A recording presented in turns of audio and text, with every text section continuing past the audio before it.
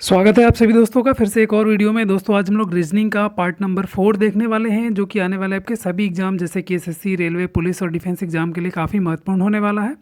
ये state level और national level के सभी एग्जाम्स के लिए काफ़ी इंपॉर्टेंट सेशन रहने वाला है। तो आइए वीडियो शुरू करते हैं। शुरू करने से पहले अगर आप पहली बार जुड़े हैं तो चैनल को सब्सक्राइब जरूर करें, और अगर आपको वीडियो अच्छी लगती है तो वीडियो को लाइक करें, दोस्तों में शेयर करें। आइए देखते हैं। आज का क्वेश्चन नंबर 1 है, यदि z इज इक्वल टू 52 है, ए सी टी यानी कि एक्ट इज इक्वल टू 48 है के बराबर है, तो बैट किसके बराबर होगा, मतलब बी ए टी किसके बराबर होगा। ऑप्शंस दिए हुए 39, 41, 44 या 46। तो सबसे पहले ये कोडिंग डिकोडिंग का क्वेश्चन है अल्फ़ाबेटिकल का। इसको समझते हैं कि किस प्रकार से कोडिंग या डिकोडिंग हम इसको कर सकते हैं। अब देखिए, इसमें अंग्रेजी वर्णमाला में z के बराबर होता है 26, मतलब z 26वें नंबर पर आता है, और इसके बराबर दिया हुआ है 52 यानी कि 52 दिया हुआ, मतलब जो भी इसका स्थान है, z का स्थान है, उसके जस्ट डबल उसका वैल्यू दे दिया गया है। ठीक है। अब यहीं पे अगर ए सी टी की बात करें तो ए पहले स्थान पे आता है, ठीक है, सी हमारा तीसरे स्थान पे आता है, और टी 20वें स्थान पे आता है। ये आपको थोड़ा सा याद रखना पड़ेगा, अंग्रेजी वर्णमाला में कौन सा शब्द किस किस स्थान पे आता है, कौन सा वर्णमाला कौन से स्थान पे आता है, ये याद रखना जरूरी होगा इस तरह के क्वेश्चन अगर आप सॉल्व करते हैं तो। अब यहाँ पे देखते हैं, ए का बराबर मतलब ए पहले स्थान पे है, सी तीसरे स्थान पे और टी 20वें स्थान पे। इन तीनों का डबल करके जोड़ दें अगर, तो ये एक का डबल 2 होगा, 3 का डबल 6 होगा, और 20 का डबल 40 होगा, मतलब 40, 6 46 और 2 48। तो इसमें सीधे सीधे कुछ नहीं करना है, जो भी स्थान है इन शब्दों का, उनके स्थान को डबल करके उनको जोड़ के लिख देना है। अगर हम बैट की बात करें तो बी आता है दूसरे स्थान पे, ए आता है पहले स्थान पे, और टी आता है 20वें स्थान पे। अगर इनको डबल करके हम जोड़ते हैं तो 2 का डबल 4, 1 का डबल 2 और 20 का डबल 40। तो 40, 2 42 और 4 46, 46 इसका सही उत्तर होना चाहिए। और यहाँ ऑप्शन डी में 46 यानी कि 46 दिया हुआ है, तो ये ऑप्शन डी इसका राइट आंसर होगा। अगला क्वेश्चन नंबर 2 है, बताएं कि इनमें से कौन सा एक ऐसा है जो अन्य से भिन्न है। अब देखिए, यहाँ पे कुछ अल्फ़ाबेटिकल सीरीज दिए हुए हैं, इनमें देखना है कि बाकियों से कौन सा भिन्न है। ठीक है। इसमें 3 ऐसे होंगे, इस 4 ऑप्शन में 3 ऐसे ऑप्शन होंगे जो एक ही पैटर्न को फॉलो कर रहे होंगे, और बाकी एक ऐसा होगा जो एक पैटर्न सेम पैटर्न को फॉलो नहीं कर रहा होगा। अब इसमें देखते हैं क्या पैटर्न फॉलो हो रहा है। इनमें आपस में कुछ ना कुछ संबंध होगा। जैसे सी जे जी जो है, इसको देखते हैं। सी हमारा तीसरे स्थान पे आता है, जे आता है 10वें स्थान पे, मतलब तीसरे से 10वें 7 का अंतर है, और जी आता है 7वें स्थान पे। तो इसको अगर हम देखेंगे तो कुछ ऐसे समझ सकते हैं कि पहले स्थान पे जो नंबर है उसमें से, मतलब पहला -7 किया, और फिर दूसरा पहला +7 किया यहाँ पे, तो 10वां आ गया, और दूसरा -3 किया तो 7वां आ गया। मतलब पहले से दूसरे में जाने के लिए जो संबंध स्थापित हो रहा है वो ऐसा हो रहा है कि +7, और तीसरे में जाने के लिए -3 का यहाँ पे संबंध स्थापित हुआ। इसी प्रकार अगला देख लेते हैं, इसको मिटा देते हैं। इसमें +7 -3 का संबंध स्थापित हो रहा है। एच एन के, अगर इसकी बात हम करें एच एन के में, तो एच 8वें नंबर पे है, एन हमारा 14वें नंबर पे है, मतलब 8, 6, 14। यहाँ पे पहले से दूसरे में जाने के लिए +6 का सहारा लेना पड़ा। और उसके बाद के, तो के है हमारा 11वें नंबर पे, तो 14 माइनस अगर 11 करेंगे तो कितना आ जाएगा, -3। यहाँ पे +6 -3 का पैटर्न हो गया, जबकि अभी इसके पहले वाले में ऑप्शन ए में +7 और -3 का कनेक्शन था। अब तीसरे का देखते हैं, ELI। ठीक है, ELI की अगर हम बात करें तो इसमें देखिए, ई है हमारा 5वें नंबर पे, एल है 12वें नंबर पे, मतलब 7, 5, 12। यहाँ पे +7 हम कर रहे हैं तो यहाँ पे पहुँच रहे हैं। और आई की अगर बात करें तो एल से 3 पीछे 9वें नंबर पे आई है, मतलब -3 अगर करेंगे तो आई आ जाएगा। अब ये 2 पैटर्न अगर सेम फॉलो कर रहे हैं तो तीसरा भी यही फॉलो करेगा। ठीक है। यहाँ पे दूसरा एच एन के वाला ऐसा है जो +6 और -3 का पैटर्न फॉलो कर रहा है, जबकि बाकी के 3 ऐसे फॉलो कर रहे हैं कि +7 और -3 का संबंध दूसरे और तीसरे में हो रहा है। तो यहाँ पे ऑप्शन बी आपका राइट आंसर हो जाएगा, ये बाकी इन तीनों से भिन्न है। अगला क्वेश्चन नंबर 3 है, बताएं कि इनमें से कौन सा एक ऐसा है जो अन्य से भिन्न है। यहाँ पे कुछ चीज़ों के नाम दिए गए हैं, इनमें देखना है कि कौन सा बाकियों से अलग है। ये देखिए, ये हालांकि रीजनिंग का क्वेश्चन है, लेकिन इसमें कुछ बाकी चीज़ें दी हुई जनरल अवेयरनेस टाइप का। पहले नंबर पे सेब, पपीता, लीची या अमरूद। तो देखिए इनको देखने से ये समझ में आ रहा है कि लीची, अमरूद और सेब का जो पेड़ होता है वो एक पेड़ होता है, जबकि पपीता का जो पेड़ होता है वो एक तना के रूप में होता है, सीधा सीधा। तो ये इन तीनों से डिफरेंस है, यहाँ पे अलग है। तो ये ऑप्शन बी इसका राइट आंसर हो जाएगा। अगला क्वेश्चन नंबर 4 है, किसी कक्षा में रोशन का स्थान ऊपर से 11वां, नीचे से 31वां है। कक्षा में कुल विद्यार्थियों की संख्या कितनी है? तो देखिए इस तरह के क्वेश्चन जब भी आए तो हम पहले स्थान पे किसी को रख लेंगे, कोई भी हो, मान लीजिए पहले स्थान पे। और पहले स्थान से अगर राइट साइड, देखिए दाएं बाएं का भी इसमें हम रख सकते हैं, ऊपर नीचे जो है उसको हम दाएं बाएं से कर सकते हैं। तो बाएं से अगर देखा जाए तो दाएं की तरफ बढ़ेंगे तो रोशन का स्थान 11वां है। यहाँ तक हम लोगों को समझ में आ रहा है, यहाँ पे रोशन है हमारा, ठीक है। अब इसमें यह कह रहा है कि नीचे से 31वां है, मतलब अगर इधर से देखा जाए तो 31वां स्थान है। कुल विद्यार्थियों की संख्या कितनी है? तो इसका मतलब ये हुआ कि अगर इस साइड से हम चलेंगे, हम इस साइड से अगर फॉलो करते हैं, इस साइड से आते हैं बाएं साइड, दाएं साइड से, तो 30 के बाद 31वें नंबर पे यहाँ पे रोशन आ रहा है, ठीक है। और अगर हम बाएं साइड से चलते हैं, इधर से चलते हैं, तो 10 के बाद 11वें नंबर पे रोशन हमारा यहाँ पे आ रहा है। तो कुल मिला जुला के या तो इधर से ले लें, बाएं से ले लें या दाएं से ले लें, इसको एक तरफ हम कर लेते हैं 11 के बाद दाहिने साइड में इधर 30 लोग हैं, तब जाके यहाँ पे 31वां आ रहा है। ये समझ में आ रहा होगा आप लोगों को। तो 11 + 30 कितना हो जाएगा? 41। तो कुल विद्यार्थियों की संख्या कितनी है? 41 कक्षा में। ऑप्शन सी इसका राइट आंसर हो जाएगा। अगला क्वेश्चन नंबर 5 है, यदि किसी सांकेतिक भाषा में डायमंड को VQYMKLV लिखा गया है तो इसी भाषा में फीमेल को कैसे लिखा जाएगा? यहाँ पे देखिए कोडिंग डिकोडिंग का क्वेश्चन है अल्फ़ाबेटिकल से। इसको समझने के लिए हम लोग देखेंगे कि इनके नंबरिंग में क्या संबंध है, क्योंकि ऐसे कोई संबंध इसमें दिख नहीं पा रहा। तो इनके नंबरिंग में देखेंगे, डी हमारा चौथे नंबर पे है और इसके स्थान पे रखा गया है यहाँ पे वी। देखिएगा, इसको समझिएगा, डायमंड के मतलब डी के जगह पे वी रखा गया है, आई के जगह पे क्यू रखा गया है, ए के जगह पे वाई रखा गया है। कुछ इस तरीके से इनमें संबंध स्थापित है। तो अगर डी हमारा चौथे नंबर पे है तो इसके जगह पे वी जो रखा गया है वो यहाँ पे 22वें नंबर पे है। अच्छा देखिए, ये कुछ इस तरीके से संबंध स्थापित हो रहा है कि अगर हम शुरू से अल्फ़ाबेटिकल सीरीज को पढ़ें, मतलब अंग्रेजी वर्णमाला को शुरू से पढ़ें, तो ये हम कुछ इस तरीके से 1 2 3 4 5 और ABCD पढ़ते हैं। अगर उल्टा हम पढ़ना चालू करें तो ये 26वें को अगर पहला बना लें तो जेड हमारा पहले नंबर पे आ जाएगा, वाई हमारा दूसरे नंबर पे आ जाएगा। इस तरीके से भी कुछ संबंध इनमें स्थापित होते हैं और ये कुछ ऐसा ही क्वेश्चन है। तो देखिए इसमें अगर डी की बात करें, पहले नंबर पे जो डी रखा गया है वो मतलब आगे से पढ़ें तो चौथे स्थान पे है, इसके जगह पे पीछे से 5वें स्थान वाला रखा गया है, ठीक है। तो यहाँ पे वी क्या है? 5वें स्थान पे है पीछे से देखने पे। इसी प्रकार अगर आई को हम देखेंगे तो आई 9वें स्थान पे है और इधर पीछे से पढ़ेंगे तो 10वें स्थान पे क्यू है, ठीक है। यहाँ पे देखिए 10वें स्थान पे क्यू है। तो ये कुछ इस तरीके से, या इसको ऐसे भी समझ सकते हैं, ये क्रॉस हम यहाँ पे देख सकते हैं, ठीक है। डी के जगह पे वी, आई के जगह पे क्यू, और अगला इसी तरह देख लेते हैं, ए के जगह पे वाई होना चाहिए। तो ए के जगह पे वाई देखिए यहाँ पे है, कुछ ही क्रॉस टाइप का ये थोड़ा सा है। उसके बाद एम के जगह पे, एम अब ऐसे जगह पे है कि इसके क्रॉस में कोई है नहीं, तो ये एम का घूम के इसी के पास आ जाएगा, ठीक है। अगर एक ज़्यादा देखेंगे तो एम का वापस उसी पे आ जाएगा। अगला देखेंगे ओ है, तो ओ का किससे हो जाएगा? जे से हो जाना, सॉरी के से होना चाहिए। ओ का क्रॉस अगर हम देखेंगे इधर से तो उल्टा ये के पे जाके मिलेगा। कुछ इस तरीके से इनमें संबंध स्थापित हो रहा है। तो अगर हमें फीमेल का चेक करना है तो इसको सबसे पहले थोड़ा सा मिटा लेते हैं। आई थिंक डायमंड वाला आप लोगों को समझ में आया होगा। अब फीमेल का अगर बनाना है तो एफ का संबंध किससे होना चाहिए? सबसे पहले हम देखेंगे एफ 6वें नंबर पे है, इसका क्रॉस आएगा टी, ठीक है। एफ के जगह पे टी हो जाएगा, ये यहाँ तक समझ में आ रहा होगा। ई के जगह पे अगर देखेंगे तो ई के जगह पे क्या हो जाएगा? यू हो जाएगा, टी यू समझ में आ गया।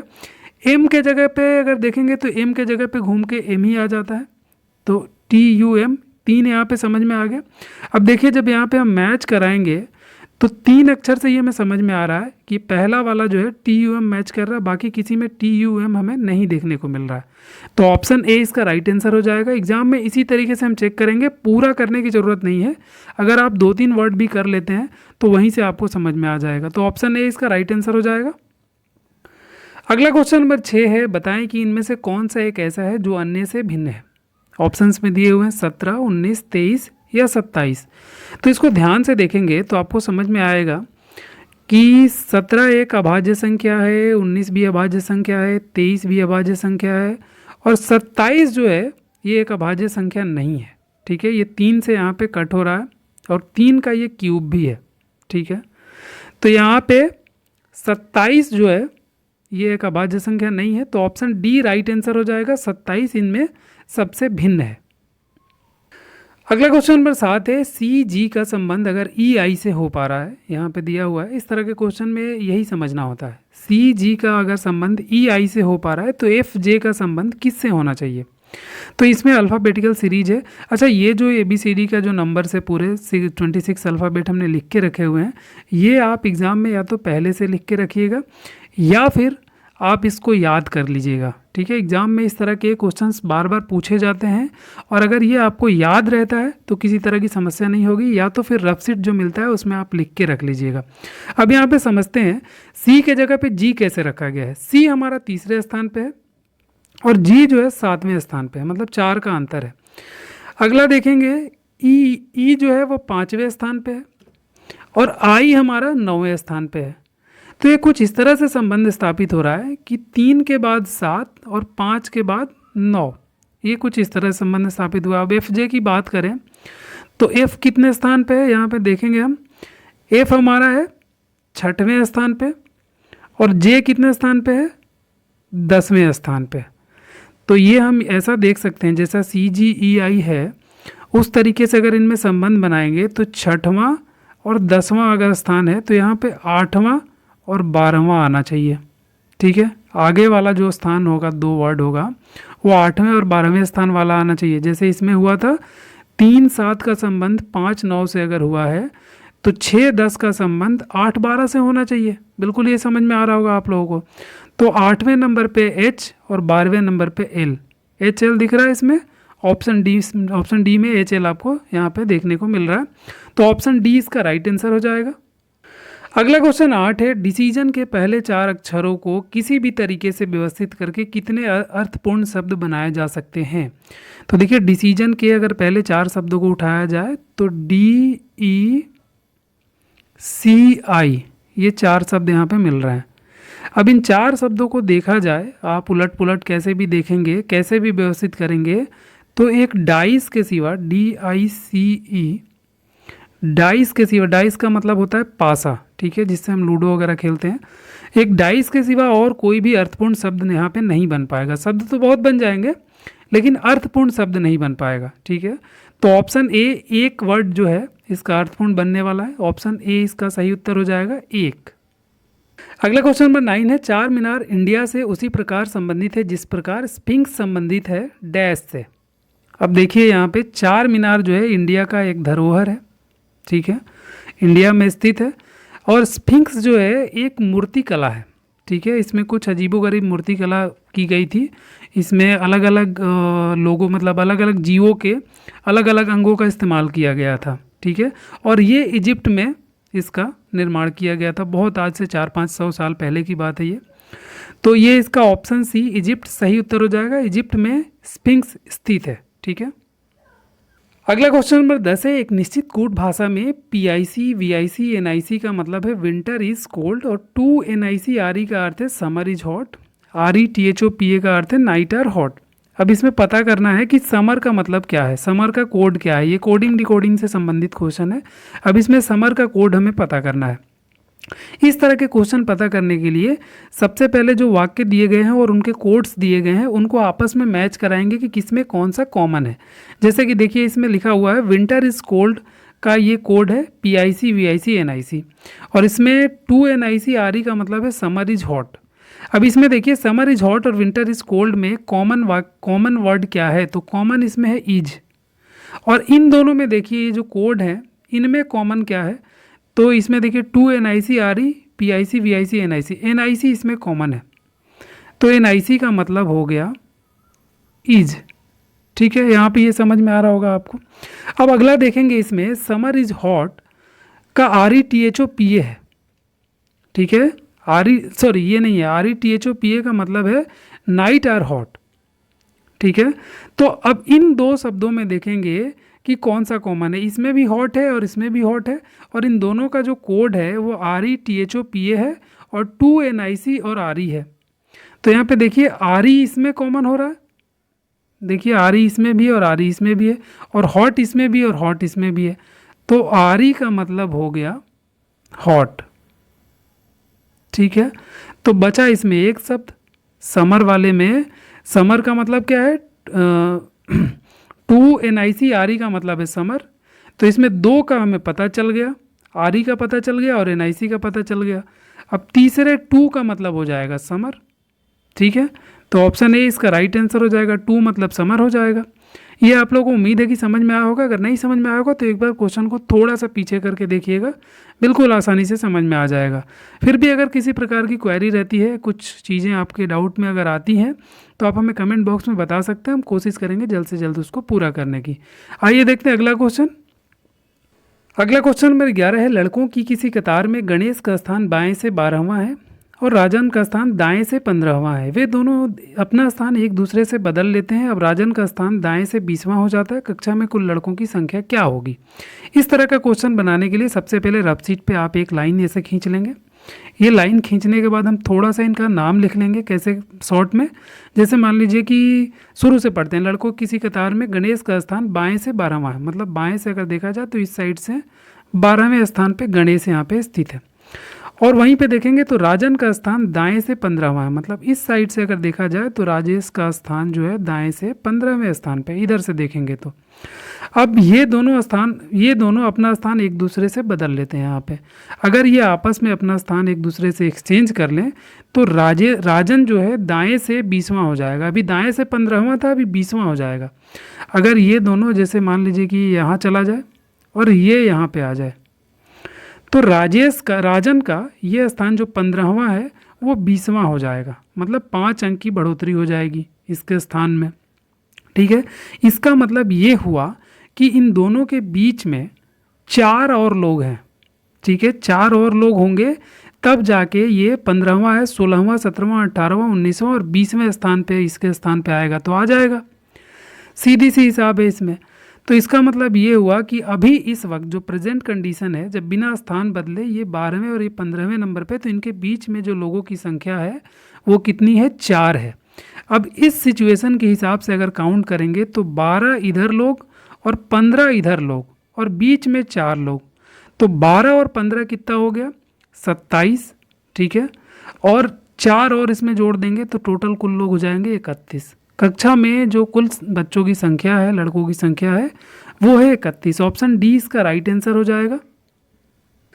अगला क्वेश्चन नंबर 12 है, 14 का अनुपात अगर 9 से है तो 26 का अनुपात किससे होना चाहिए? मतलब ये संबंध एक तरह से होता है इस तरह के क्वेश्चन में कि 14 का संबंध अगर 9 से हो रहा है तो 26 का संबंध किससे होना चाहिए? अब देखिए 14 से 9 ले आने के लिए हमें क्या क्या अतिक्रम करने पड़ेंगे, या 9 से 14 कुछ भी हम संबंध बना सकते हैं, उसमें कोई दिक्कत नहीं है। तो यहाँ पे अगर हम देखें तो 1 है और 4 है, 14 है, तो ए स्क्वायर या ए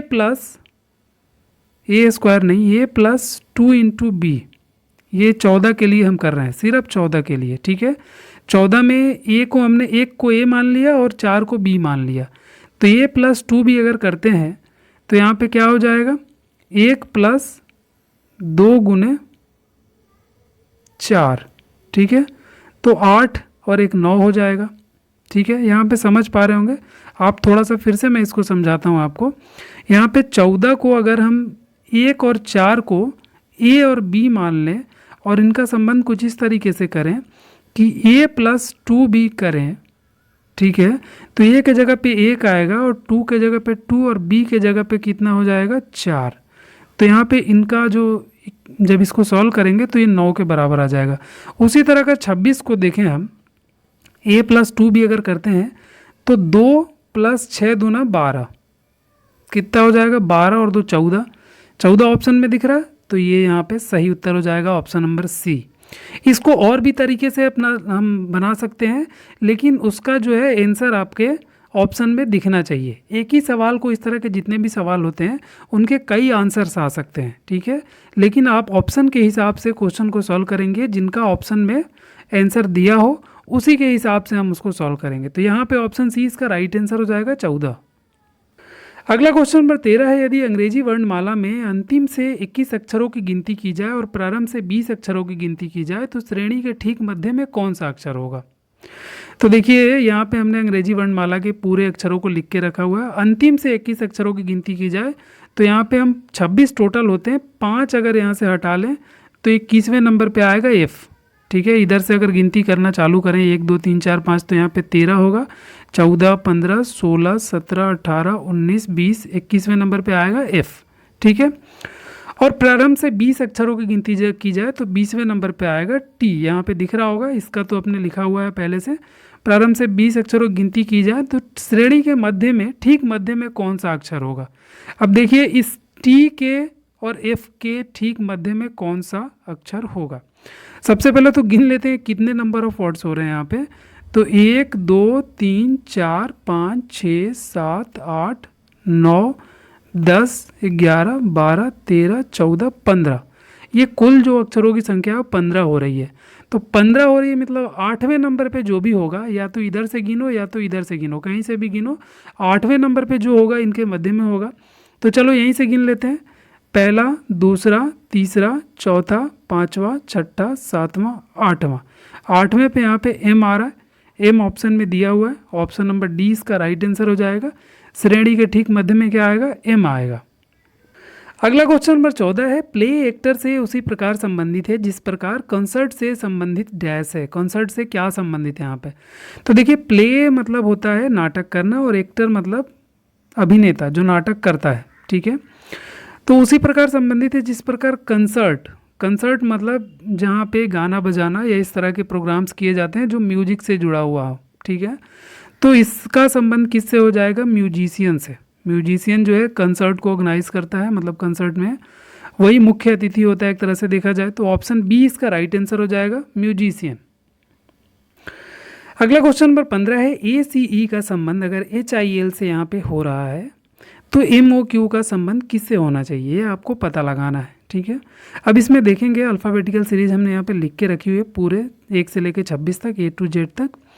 इनमें देखेंगे कि क्या संबंध स्थापित हो रहा है। ACE पहले स्थान पे ACE है, मतलब पहला, तीसरा, पांचवा जो अक्षर है उसमें लिया हुआ है, उसका संबंध HIL से, मतलब 8वां, 5वें के बाद 8वां। ठीक है, मतलब 6 7 हमने छोड़ा, 2 स्किप कर दिया, उसके बाद 9वां HI और L जो है वो 12वां है, मतलब 2 फिर से छोड़ दिया यहाँ पे 2 छोड़ा था और यहाँ पे 2 छोड़ा और इसमें एक एक का गैप है। अब यहाँ पे MOQ देखते हैं, MOQ मतलब यहाँ पे 13वां, 15वां और 17वां। ठीक है, उसके बाद हम क्या करेंगे, 2 छोड़ देंगे। ठीक है, 2 छोड़ेंगे तो कौन सा आ जाएगा, टी आ जाएगा, पहले नंबर पे टी इसका आ जाएगा। अब टी के बाद हम 2 अगर छोड़ देते हैं तो यू भी अगर छोड़ देते हैं, सॉरी टी के बाद यू होना चाहिए क्योंकि टी के बाद जस्ट बाद वाला लेना है इसमें। तो टी के बाद यू और फिर 2 छोड़ेंगे तो एक्स आ जाएगा यहाँ पे। ठीक है, टी के बाद टी यू साथ में हम ले लेंगे, यू भी और डब्ल्यू यहाँ पे छोड़ देंगे, लास्ट में एक्स बच जाएगा। तो मतलब टी यू एक्स इसका सही उत्तर होना चाहिए। ऑप्शन में दिया हुआ है option number D, T U x. तो अल्फ़ाबेटिकल सीरीज में कुछ इस तरह के उटपटांग सवाल भी रहते हैं जिसमें बहुत थोड़ा डिफर टाइप का रहता है, बस आपको लॉजिकल माइंड यहाँ पे लगाना रहता है, आराम से बन जाएगा इस तरह के क्वेश्चन। बाकी हम लोग इसी तरह के क्वेश्चन और भी प्रैक्टिस कराते रहेंगे, अभी और भी बहुत सारे चैप्टर्स इसके बचे हुए हैं जो कि आने वाले दिनों में लगातार आपको मिलते रहेंगे। अगर आपका कोई सुझाव हो, कोई क्वेरी हो, कोई राय हो या किसी टॉपिक पर आपको वीडियो चाहिए तो आप हमें कमेंट बॉक्स में बता सकते हैं। ये था आज का आखिरी प्रश्न। मिलते हैं इसी तरह के एक और वीडियो में, तब तक के लिए बाय।